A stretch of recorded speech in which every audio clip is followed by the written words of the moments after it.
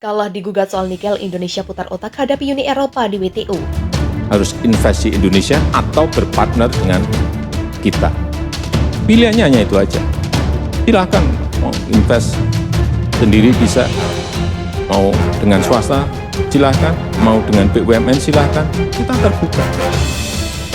Tapi jangan kamu tarik-tarik kita ke WTO gara-gara kita stop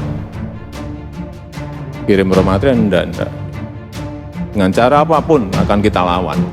Ini belum berlaku inkrah, ya, belum berlaku secara mengikat. Jadi harus tetap untuk melakukan banding. Sedangkan jangka panjangnya lah pemerintah harus tetap mendorong terciptanya ekosistem baterai atau ekosistem nikel. Salah satu diantaranya pajak ekspor kita mungkin kita naikkan, dan itu kewenangan kita dong. Ada juga cara lain, tapi saya tidak mau menjelaskan cara lain itu apa. Karena kalau saya sudah buka, nanti lawan tahu.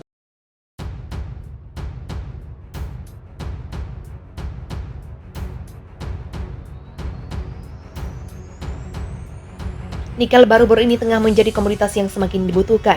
Tak pelak banyak negara industri memburu jenis logam ini sebagai bahan pembuatan produk-produk industri seperti yang paling banyak stainless steel dan isi ulang baterai.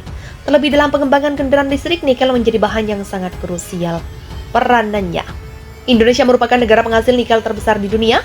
Menurut US Geological Survey, produksi nikel di Indonesia tak kurang dari 1 juta metrik ton pada 2021 atau memasok 37,04% di nikel dunia.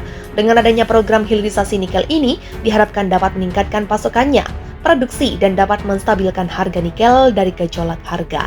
Pemerintah Indonesia memutar otak untuk melakukan industri pengolahannya di dalam negeri sendiri. Kemudian lahirlah Undang-Undang Nomor 4 Tahun 2009 tentang pertambangan mineral dan batu bara, di mana adanya pelarangan ekspor bahan mentah untuk produk pertambangan.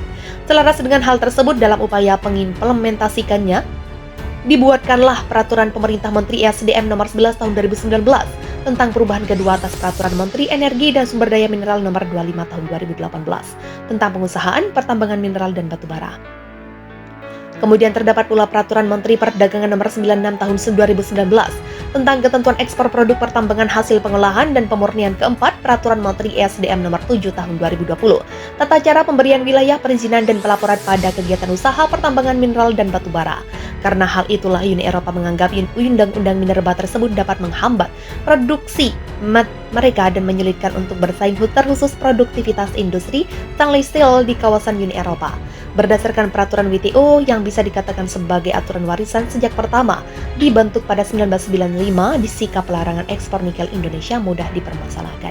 Dalam sejarahnya, WTO sebelumnya merupakan General Agreements of Tariffs and Trade hingga pada perjanjian Uruguay GATT diganti oleh WTO. Organisasi Perdagangan Dunia tersebut dibentuk oleh negara-negara yang memiliki kapabilitas dalam processing industri sejak dulu. Seperti Uni Eropa, Jepang, dan Amerika, tujuannya tak lain untuk mengamankan pasokan bahan baku industri mereka. Hal ini akan selaras dengan pelarangan ekspor nikel mentah Indonesia yang mampu menghambat processing industri mereka, sehingga menjadi alasan utama Uni Eropa menggugat Indonesia. Menanggapi kebijakan tersebut, Uni Eropa melayangkan protes pada November 2019. Peraturan tersebut bagi mereka tidaklah sesuai dengan kesepakatan umum tentang tarif dan perdagangan GATT 1994. Uni Eropa juga menuduh pemerintah Indonesia telah memberi subsidi yang tidak sesuai kepada industri nikel di dalam negeri. Tidak berlangsung lama, gugatan pun datang dari Uni Eropa pada 2020 lalu. Tak gentar Jokowi menanggapi gugatan tersebut dengan tegas.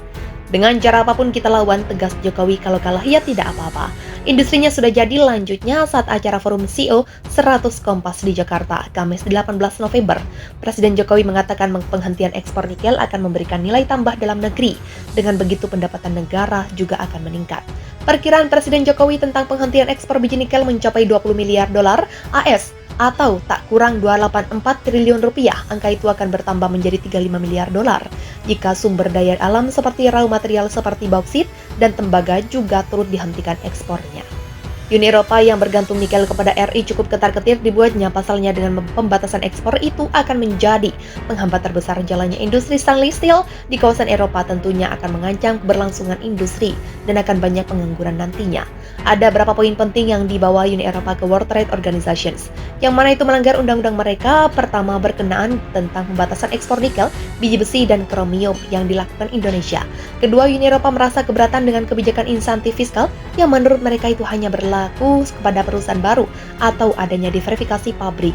Ketiga, Uni Eropa juga menuntut soal kebijakan skema bebas pajak terhadap perusahaan yang memenuhi TKDN, hingga akhirnya Indonesia kalah dalam gugatan Uni Eropa tersebut di Dispute Settlement Body atau Badan Penyelesaian Sengketa pada November 2022 lalu.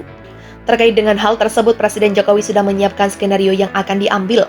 Pertama, Indonesia mengajukan banding kembali ke WTO. Hal ini dirasa adalah langkah yang tepat sebab di samping itu merupakan hak masing-masing negara untuk mengajukan banding. Di sini dapat dilihat keseriusan pemerintah mengenai program hilirisasi nikel ini. Langkah kedua yang dilakukan Indonesia adalah menaikkan pajak ekspor demi melanjutkan hilirisasi nikel. Dilansir Kompas.com, Menteri Investasi Bahlil Lahadalia mengatakan, kenaikan pajak ekspor nikel ini menjadi alternatif lain di samping pengajuan banding oleh pemerintah Indonesia dalam sengketa tersebut. Denny W. Kurnia sebagai pengamat perdagangan internasional menjelaskan bahwa pajak ekspor dapat menjadi alternatif terbaik yang dapat dilakukan pemerintah Indonesia untuk keluar dari vonis pengadilan WTO. Menurutnya, dalam Undang-Undang WTO, suatu negara berhak menerapkan kebijakan berupa batasan ekspor selama memiliki urgensi tertentu. Salah satu tujuan yang bisa dipakai yakni pemenuhan kebutuhan bahan baku dalam negeri. Jenis-jenis pajak berbeda-beda, itu ekspertisnya Kementerian Keuangan. Logikanya, mereka bisa temukan formula yang pas untuk mencapai tujuannya, yaitu RI lolos dari vonis pengadilan WTO sekaligus tidak menyebabkan ras ekspor bahan mentah nikel kita ke luar negeri terangnya.